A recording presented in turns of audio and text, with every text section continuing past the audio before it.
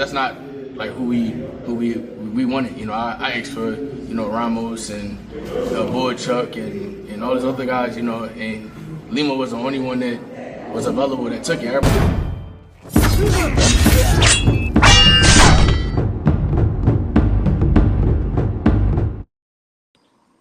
This is gonna lead me to my other topic real quick. I need y'all to get the likes up, man. Get the likes up. Smash the like button. We have 350 people and 90 fucking 5 likes. Actually, it segues right into that perfectly. It gives Errol Spence, right? Errol Spence, he took Errol Spence's fight from him, right? The Fundora fight. But if we pay attention to what's going on, PBC once again is trying to control the 154-pound division like they did the 147-pound division. And right now, Errol Spence Jr. is one of the guys that could potentially be facing the winner of Keith Thurman / Fundora. If Keith Thurman hypothetically beats Fundora, that puts him in position. PBC has the leverage. Errol Spence, they can have all these in-house fights. You know what I'm saying? And guess who's on the outside? It's not Terrence Crawford. Terrence Crawford's on another level now. He's beyond all this now. Guess who's the guy at 54 that's going to be on the outside looking in? Guess. None other than Jaron Boots Ennis. Yeah, that's right. They're going to be playing hardball with Jaron Boots Ennis. Jaron Boots Ennis is the new Bud Crawford. This is what I've been telling y'all. Now, there's some differences there, but there's a lot of similarities too. They're going to be playing hardball with Jaron Boots Ennis. Watch what I tell you. If he don't comply, because he already beat Stanionis, right? One of their fighters took his belt and ran off with Eddie Hearn. You know what I'm saying? This is just business boxing. Ran off over there to Eddie Hearn. You know what I'm saying? Now he's a matchroom fighter. PBC, he didn't even sign with PBC. He was originally like a Showtime guy. So he didn't really sign with PBC after Showtime disbanded. He went with matchroom and Eddie Hearn. Right? Jaron Boots Ennis is going to have a hard time getting any leverage at 54. He's going to have trouble getting any of those dudes in the ring because they're going to be playing hardball with him. They're going to be playing hardball with him. They're going to try to freeze him out. And it really doesn't help his narrative right now as it is with the fact that the Virgil fight didn't happen when it was, I guess when fans wanted it to happen, and amongst some other things. So it's going to be really hard for Boots Ennis. And then he's taking fights with guys like Lima. Eddie Hearn came out and actually set the record straight. Like, we sent contracts to both Ramoses, Chuck, all these guys turned the fight down. Watch this guy. He's a fucking dangerous man. Dangerous man. You've got really lazy journalists like Dan Raphael, who just wants to slate Lima. Who's Lima? This is ridiculous. It's like, Dan, you've never watched him fight. Like, you know nothing about him. If you know, anybody that knows this guy will tell you he's a seriously dangerous fighter. He had one loss on a fight that he took on 4 days' notice or 5 days' notice. Like, wasn't even in the gym. And since then, he's been going around the world fighting all these top prospects and beating them in their backyard. He's a dangerous, dangerous puncher, and he's better, in my opinion, than every fighter that we offered the fight to, which was Sergio Bokacic, Brian Mendoza, Rashidi Ellis, Josh Kelly. Ramos was... Both Ramoses. I keep getting people going, you offered it to the wrong Ramos. It was both Ramoses. Jesus Ramos with Louis de Cubas and Abel Ramos as well. Who else? Charles Conwell. Not sure if we did Lubin or not.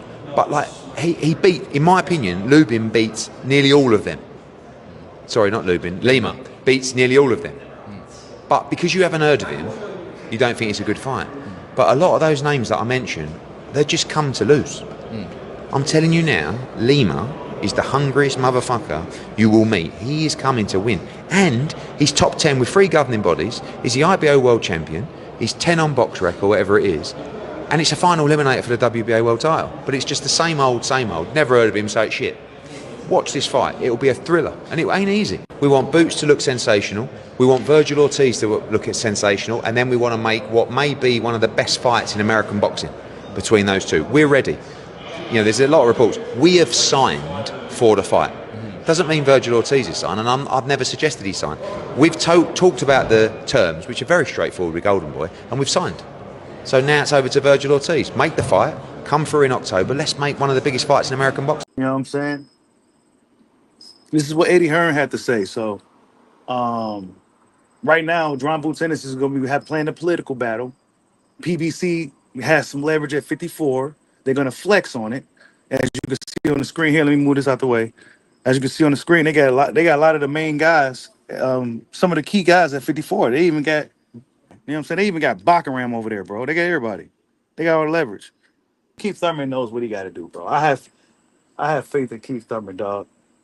You know what I'm saying? Keith Thurman know he can't do this at 37 years old. He can't sit here and hold up the whole division. You know what I'm saying? If he beats Fundora, he needs to be calling out Errol Spence and get Errol Spence ass back up. Errol Spence needs to fix this shit with Derrick James, and they need to get back in the gym and get back to fucking work. You know what I'm saying? That's what needs to happen over there on that side. You know what I'm saying? Erickson Lubin was supposed to fight Baccaram, but now it's looking like he might fight Virgil, which is a more lucrative fight, in my opinion. I think Lubin can beat Virgil, honestly. I think Erickson Lubin possibly could beat Virgil. And you got to also question about time Virgil gets to Jaron Ennis, will he have anything fucking left? You know what I'm saying? Because he's taking tough fights out of tough fights. And Erickson the Hammer Lubin, I mean, you know, his nickname is the fucking Hammer, bro. You know what I'm saying? And the Hammer, he's been through some tough fights his damn self. He's battle tested himself. So the 54 division is definitely going to be the new hot division in boxing in the next couple of years. You know what I'm saying? Definitely, for sure. And then, of course, we got guys like Jamel Charlo, who's still, you know, relevant, I guess, right? Whenever he decides to get things going again. So, yeah, PBC is going to have all the leverage at 54. Jaron Boots Ennis, they're going to freeze him out. He's not in the favor of the politics of boxing and with the fans right now. So, Jaron Boots Ennis really just going to have to go out there and win. Now, according to Eddie Hearn, Lima is the only guy that was willing to take the fight. If you ask me, Lima don't look like he's standing a chance against Boots, other than the fact that he's a bigger guy. He may be a more solid, you know, target. But other than that, skill-wise, it looked like he got two left feet. It looked like he's going to be all over the place. Looked like he got bad balance and everything. So Eddie Hearn just doing his job as a promoter at the same time. But maybe there is some truth to him trying to reach out to all these guys, because it is also his job to make Jaron Boots Ennis look really good. And right now, he ain't doing a good job of making Boots Ennis look good. So, yeah, that's just some of the news with the 54 division and Boots Ennis. You know, we're going to see what happens with that. I don't think no man is scared of another man, but I don't know. When you hear other people call everybody out, they don't call me out. The only people that probably really call me out is somebody that's irrelevant.